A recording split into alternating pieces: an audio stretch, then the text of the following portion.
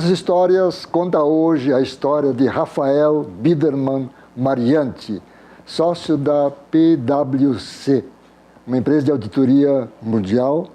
Ele mesmo com 20 anos de experiência em auditoria e consultoria e atualmente é presidente da ADVB do Rio Grande do Sul, Associação de Dirigentes de Vendas e Marketing do Brasil. Ele tem, portanto, um olhar particular sobre as empresas, sobre a situação das empresas depois de tantos anos de recessão profunda pela qual passou o Brasil nos últimos anos. E pode nos revelar também a sua expectativa sobre os novos governantes, nacional e local, passados pouco mais de 2 meses de sua instalação. Nós podemos começar, Rafael, falando de empresas. Vocês têm uma experiência muito longa de pesquisa, acompanham as empresas. Tu mesmo, depois, vais contar um pouco da tua história. Sempre estiveste ligado à auditoria e consultoria de empresas, desde os 19 anos, né? Portanto, tem um conhecimento e, como presidente da ADVB, tem contato, né, numa parte importante, que são as vendas e o marketing das empresas. Sim? Afonso, primeiramente agradeço pelo convite, é um prazer conversar contigo. Enfim, nós da PwC estamos aqui no mercado, né, há mais de 100 anos nacional e, como tu falaste, a nossa experiência visitando os nossos clientes, conversando, tentando entender esse momento econômico do Brasil e do Rio Grande do Sul é muito importante para nós, para a gente conseguir prestar um bom serviço para os clientes. Além disso, como também falaste, a ADVB tem me dado essa experiência em discutir mais profundamente a área de marketing e vendas aqui das empresas gaúchas. A recessão tem afetado muito as empresas? Eu acho que sim, né? Porque pelos resultados, né? O que a gente Como é que está, digamos, a volta agora? Que é lenta demais. Exato, né? O que a gente vê foi uma das recessões mais profundas, mas não só mais profundas, né? Uma das mais longas da história do Brasil. Isso machucou muito o balanço das empresas, e isso também nos fez ver muitas coisas, empresas que passaram por muitas dificuldades. Hoje, a gente já vê uma mudança no humor do empresariado. Principalmente agora que eu estou mais focado aqui no Rio Grande do Sul, o empresariado gaúcho está mudando o seu humor. Então a gente vê aos poucos, muito dependente agora dos governos que entraram, essa mudança de humor e um certo otimismo que tem no ar em relação a sempre a essa mudança que houve, né? Bom, nesse contexto surge também um dos novos governantes, né? Acha que, qual é a tua expectativa desses primeiros meses em nível nacional, por exemplo? Pois é, no âmbito nacional, eu acredito muito, e que a gente conversa tanto com os nossos clientes internacionais, com os clientes nacionais, é a tal da agenda das reformas, né? Então, no âmbito nacional, se o governo conseguir implementar as reformas, principal a da Previdência Trabalhista, eu acho que isso vai gerar uma credibilidade, isso vai gerar uma onda de otimismo e de confiança para os investimentos, para as empresas conseguirem atrair investimentos para o país. Com isso, vai gerar esse círculo virtuoso de novos investimentos, mais credibilidade, e os próprios empresários brasileiros que estão segurando os seus investimentos e as suas decisões de longo prazo, esperando como é que vai ser a posição do governo e se ele vai conseguir passar essas reformas pelo Congresso. O fato do presidente ter se atrapalhado um pouco nas suas manifestações públicas, através das redes sociais, e improviso de discurso, pode afetar a credibilidade, digamos, da área econômica, que tem uma pessoa muito forte, inclusive, dirigindo essa área? Olha, isso a gente pode deixar para os especialistas políticos, mas o que eu consigo enxergar toda vez que o presidente faz uma manifestação dessas, a gente vê na Bolsa. A Bolsa de Valores, ela sofre oscilações brutais com um simples Twitter ou com um simples depoimento do presidente, ou a variação no dólar. E isso gera a instabilidade que não é boa para a atração de investimentos. Então, toda vez que a gente tem essas notícias, que entram e saem na mídia, abala a economia brasileira de uma forma que deixa o investidor mais retraído para começar já a investir no Brasil novamente. E também a perca do capital político, né, de negociação no Congresso Nacional.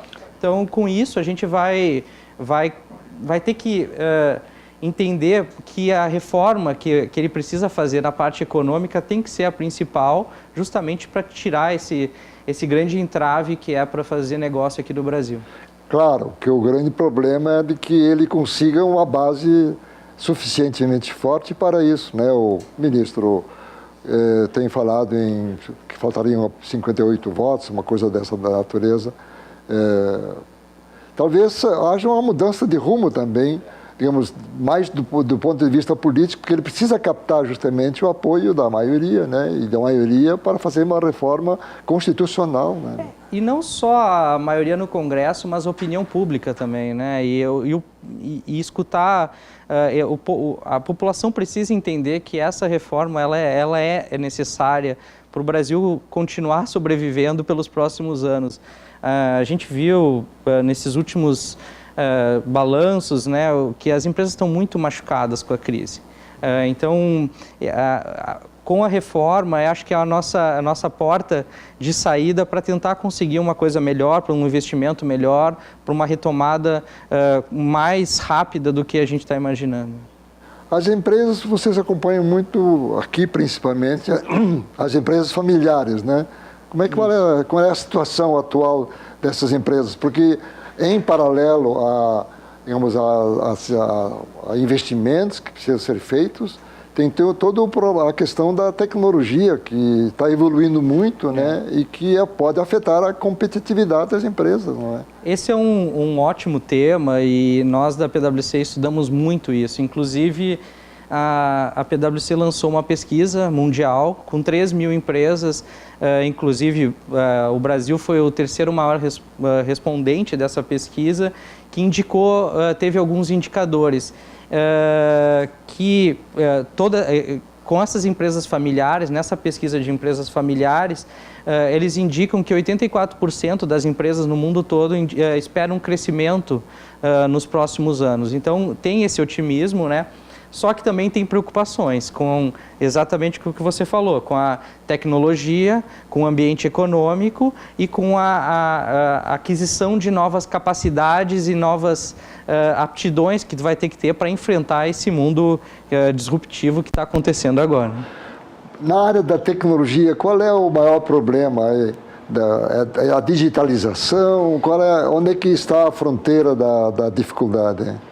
Eu acho que a gente tem que acompanhar, a gente pode olhar as startups, as fintechs, né? Todo esse novo mercado que está aparecendo, né? Então, a cada dia aparece uma nova startup com uma solução diferente, que isso coloca as empresas familiares mais centenárias, as empresas que têm uma longa história, a ser desafiadas a todo dia. Então, a gente nunca sabe quem vai ser o teu concorrente no dia de amanhã. Justamente por tem sido criado muitas empresas do nada. Simplesmente o fato de ideias de jovens que começam a criar essas empresas e começam a desafiar as empresas tradicionais e familiares. Uhum. Mas o problema da empresa familiar também, quer dizer, tem um outro aspecto importante, que é a sucessão, né? Isso, eu acho que a sucessão ela é muito interessante também até para fazer esse ciclo, né?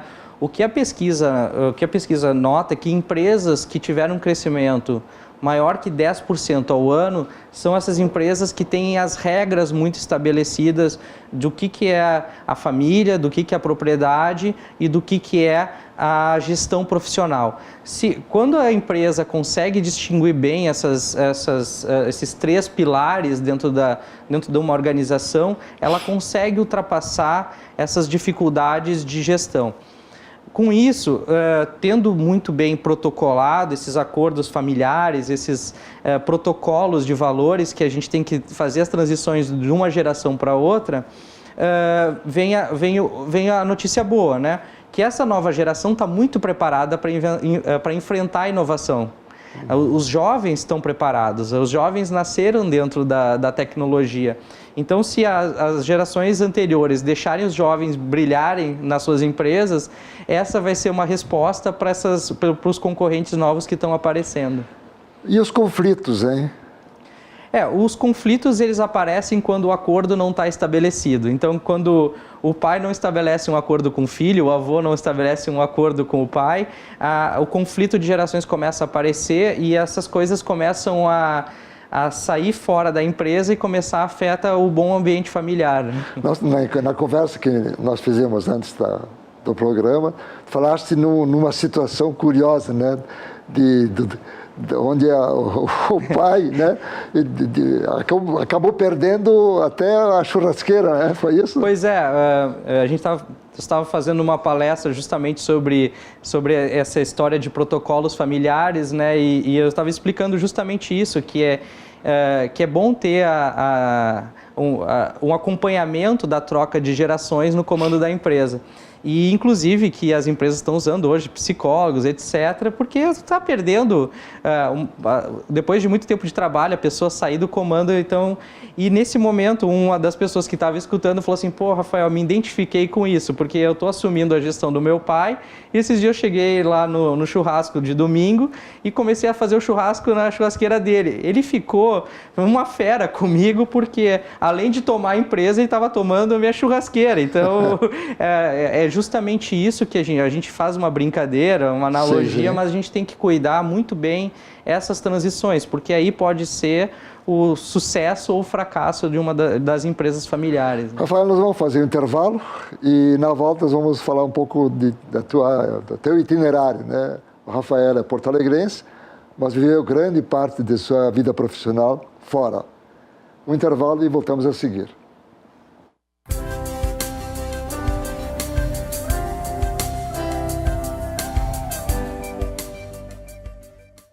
Nós estamos conversando com o consultor e auditor Rafael Biderman Mariante. Ele é sócio da PwC, uma sigla bastante conhecida, mas que é uma empresa de auditoria mundial e que tem uma ramificação bastante grande aqui no Brasil. Mas vamos falar um pouco de ti agora, da tua vida, do teu itinerário, porque esse programa quer contar histórias de empresas, e de pessoas principalmente. Vamos mostrar algumas fotos, por favor? Não vai dar? Sim?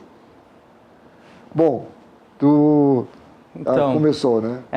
Aí o meu avô lançou um livro ano passado, né? A gente pode conversar um pouquinho sobre ele. A gente estava na Federação, onde ele fez um debate lá com o apresentador e ele estava recebendo uma homenagem ao lado da minha irmã Paula.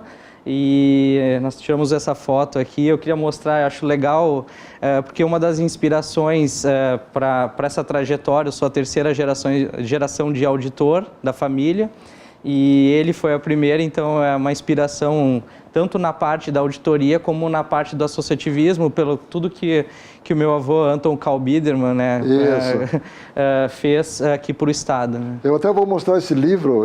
Esse livro foi lançado recentemente. Ele está mostrando esse livro aí? Não, né? Está numa foto ainda. Bom, depois a gente mostra o livro. Sim? Nessa outra foto, né? Agora o livro. Está ali o livro, ó.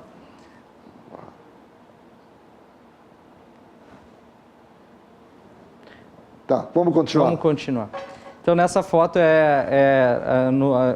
fazendo um discurso no Top de Marketing da DVB, que é um dos grandes eventos que a DVB promove no seu ano, né? Então, essa foi um dos discursos que nós fizemos, foi no final do ano passado. A gente está celebrando, né, um ano de cases de marketing é muito marcante, né, porque depois de muito tempo morando em São Paulo, e a gente pode falar um pouco sobre essa mudança, mas voltar para o Rio Grande do Sul e assumir uma entidade que nem a DVB tem sido um desafio muito legal para a minha carreira. Outra foto, por favor. Aqui é o Festival da Transformação, na esquerda meu tio Carlos Biderman, ali no meio meu vice-presidente Jonatas Abbott, da DVB, né? E a nossa gerente executiva Mastrangela. Esse é o festival da transformação que a DVB promove lá na SPM. É um festival que reuniu, na sua segunda edição, mais de 4.500 pessoas. Nós tivemos mais de 350 palestrantes, foram 2 dias de evento, um sucesso, é um evento que tem inspirado em empreendedorismo, tecnologia, marketing, inovação, e essa foto é o símbolo do grande trabalho que essa equipe fez aí para botar esse evento de pé aqui para a cidade de Porto Alegre. Terceira foto, mais uma foto. Aqui o meu tio também foi presidente da DVB há 3 gestões atrás e a gente está na... Carlos Biderman. Também foi sócio da PwC, hoje ele é sócio aposentado da PwC, tem sua consultoria. Presidente do Conselho do Grêmio, né? Presidente do Conselho, atual presidente do Conselho do Grêmio e também conselheiro de várias empresas. Esse é um dos eventos da DVB também que a gente celebrou esse ano. Outra foto. Esse dia foi muito legal, aí está praticamente toda a família Biderman. Nós fizemos o lançamento do livro do meu avô lá na DVB, então aí está toda a família, meu filho, meu sobrinho, meus tios, né, meu pai e a minha mãe, está todo mundo ali celebrando o lançamento do livro dele. Mais uma foto. E aí de novo, sim, a homenagem que a Federação fez para o meu avô no lançamento do livro. Bom, falamos um pouco então do teu itinerário. Você porto-alegrense, se formou aonde? Como foi tua primeira formação, estudos, etc.? Eu comecei com Ciências Contábeis aqui em Porto Alegre, mas... Estudou o ginásio e... Formação fundamental. Formação fundamental, fiz todo o meu fundamental no Colégio Farroupilha. Sim. Depois eu ingressei na PUC aqui em Porto Alegre, mas logo eu já entrei numa empresa de auditoria que hoje não existe mais, que é Arthur Andersen. Em 2002, depois do caso da Enron, nós migramos, né, todo mundo para a PwC. A partir de 2002, fiz toda a minha carreira na PwC. E em 2004, fui convidado para me ser transferido para São Paulo, no qual eu fiz praticamente toda a minha carreira, desde trainee, assistente, né, que a gente chama assistente de auditoria, até a gerência, a diretoria de auditoria em São Paulo, né? Lá em São Paulo não tem nem que se falar, é um mercado extremamente dinâmico, eu aprendi demais lá, achei o profissionalismo, a rapidez que os negócios acontecem lá são muito velozes e eu acho que foi ali que me deu toda essa bagagem para um dia ser admitido à sociedade da PwC. Você teve grandes, digamos, responsável por grandes contas lá em São Paulo, né? Começando pela Ford, né? Isso. Logo depois que eu cheguei em São Paulo, fui convidado para entrar no time de auditoria que atende a Ford.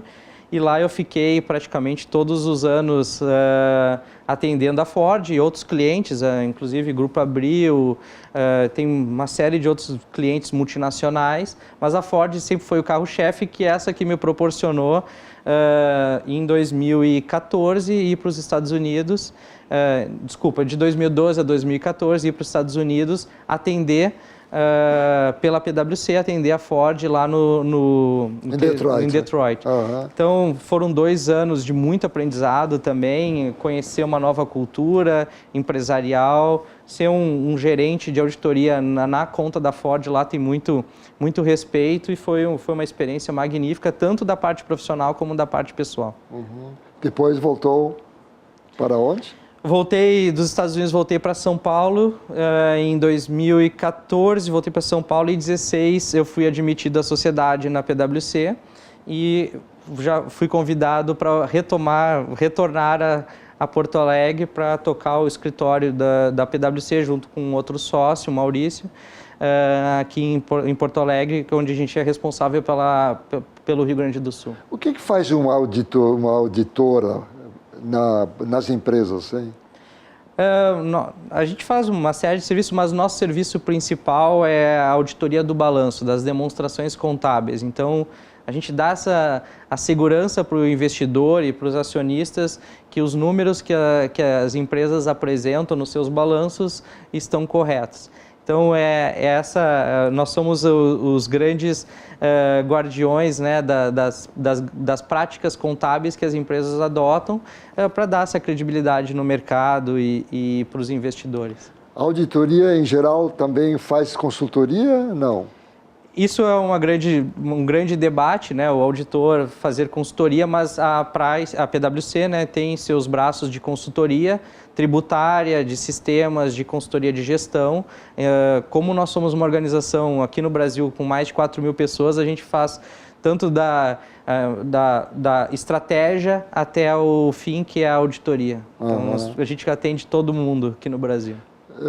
Voltamos de novo àquele assunto, vocês fizeram uma pesquisa, PwC, sobre empresas familiares, né? Nós já conversamos no primeiro bloco sobre isso. Tem alguns dados a mais sobre isso? Eu acho que o que é o mais importante da pesquisa é justamente essa... a empresa, a governança de qualquer tamanho de empresa, a governança funcionar. Independente, cada empresa é uma empresa, cada empresa tem seu DNA, né, tem sua história, sua identidade, então não existe uma fórmula correta. O que existe é as regras bem claras serem claras para todo mundo da família. Acho que esse é a grande mensagem que essa pesquisa aposta. Por mais dificuldades que tu tenha no ambiente econômico, por mais dificuldades e desafios que tu tenha no ambiente tecnológico, se a família estiver bem estruturada, a gestão da empresa estiver bem estruturada, elas conseguem superar qualquer crise e qualquer dificuldade. Como é que vocês veem a carreira na empresa familiar? Porque tem de tudo, quer dizer, tem dos que, quando surgem, digamos, a idade de trabalhar, já logo te oferece um cargo. E tem os que talvez seja a melhor forma, que começam como auxiliar, enfim, o nível mais baixo e vão subindo para terem um conhecimento de todos os níveis da empresa. Essa é uma excelente pergunta, porque antigamente tinha aquela história, pô, meu filho tem que trabalhar na minha empresa, né? E hoje as práticas mais modernas de gestão e de governança, eles indicam que nem sempre a outra geração quer continuar na empresa. Então, a família e a governança da empresa, da família, ela tem que se sentir, o acordo familiar, a pessoa tem que se sentir segura de escolher o que ela quer fazer para a vida. Então, tem pessoas que querem ficar só no conselho da família, outras pessoas querem ir para a parte executiva e outras querem tocar o seu negócio independente da empresa. Eu acho que esse respeito com a vontade de cada um é muito bom, até para não contaminar o que a empresa tem. Isso está acontecendo? Se as regras fossem claras. O que a gente viu na pesquisa, né, que é preocupante, é que 15% das empresas dentro desse universo todo têm regras estabelecidas. Então, provavelmente não está acontecendo. Portanto, 85% não teve coragem de botar as regras no papel. É isso aí. Bom, nós vamos fazer um novo intervalo E na volta nós vamos falar um pouco também, mais, digamos, mais de perto, sobre tuas atividades voluntárias, entre as quais, principalmente, agora, a ADVB. Um intervalo e voltamos a seguir.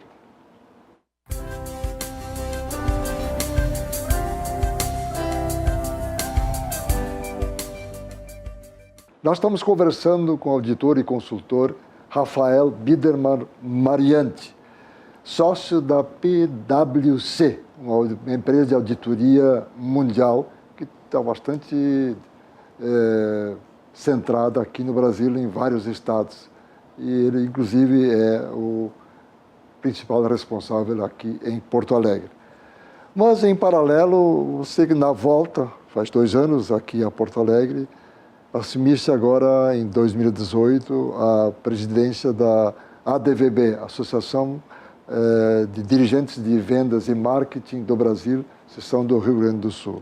Fala um pouco sobre a tua atividade e as novidades que pretendes introduzir este ano aqui na entidade. Na minha volta, né, então, depois de todo esse DNA da família, né, do meu avô, do meu tio, do meu pai, sempre está contribuindo nas associações. Fui convidado ano passado para assumir a presidência da ADVB e tem sido uma rica experiência justamente para a gente entender e retomar o mercado gaúcho, né? E desde o ano passado, a ADVB, ela promove grandes eventos aqui no Rio Grande do Sul, eventos de muito prestígio e muita tradição. Nós temos o Prêmio Exportação, que reconhece as empresas exportadoras do mercado gaúcho. É um prêmio que todo ano que a gente vem recebendo feedbacks e respostas que ajuda as empresas a exportarem, dá credibilidade, porque é um prêmio com mais de 40 anos. Né? Além do mais, nós somos um estado exportador, né?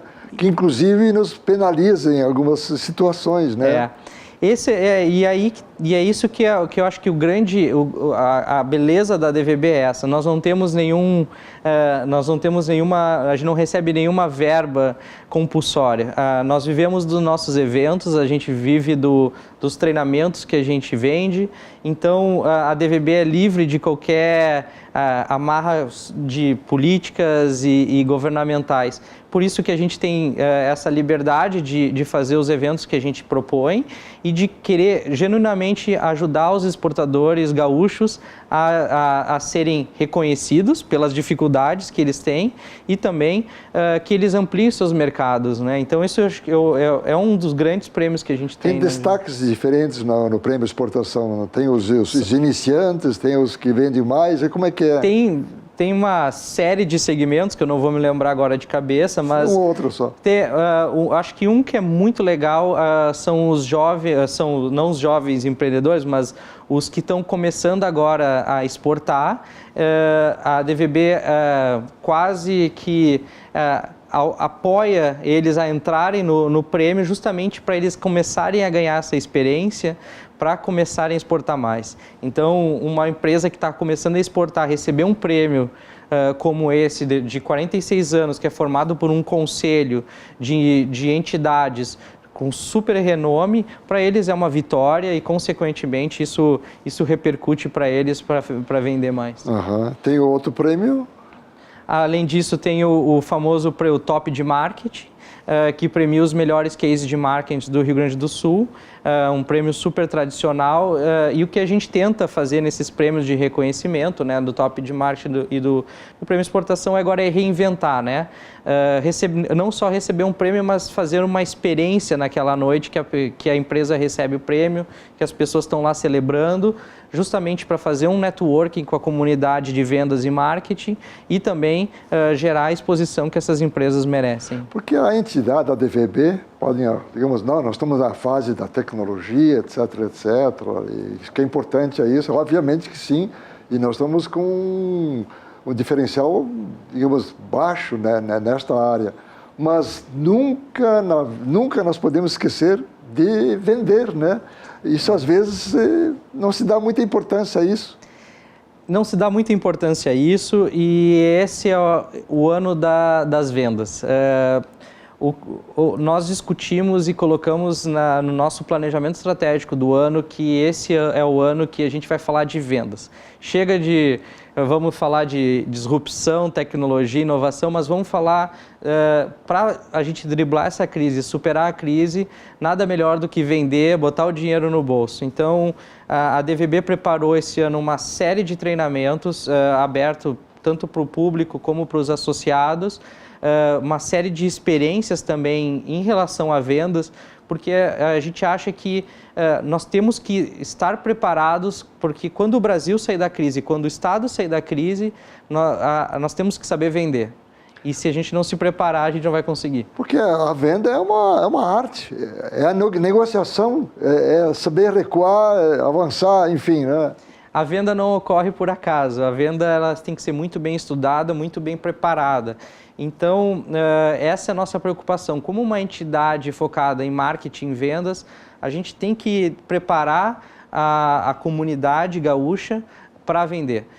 E por isso que eu convido a todos, né, que visitem a DVB, falem conosco para ver a grade de treinamentos que a gente está oferecendo, tanto dentro da DVB quanto nas próprias empresas. O Rafael, a gente não pode deixar de falar aqui do avô. Eu tenho uma grande estima por ele, a Sociedade Gaúcha tem também, e nós vamos até mostrar o livro, mais uma vez, antes nós tentamos mostrar o livro que foi escrito por ele, a jornalista Susana Naides, que durante muitos anos trabalhou na revista Exame, que ajudou a elaborar esse livro, né?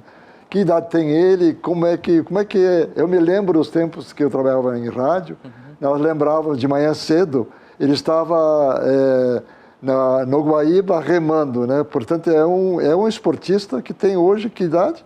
95 anos. Meu avô Anton, ele agora não rema mais, há muito tempo ele nada todos os dias, né? Então ele é um exímio nadador, 10 vezes campeão mundial em algumas modalidades de natação, ele participa ativamente das competições, treina todo dia. E essa minha volta tem sido muito legal também, porque tanto eu sou a terceira geração de auditor da família, como essa parte de associação, né?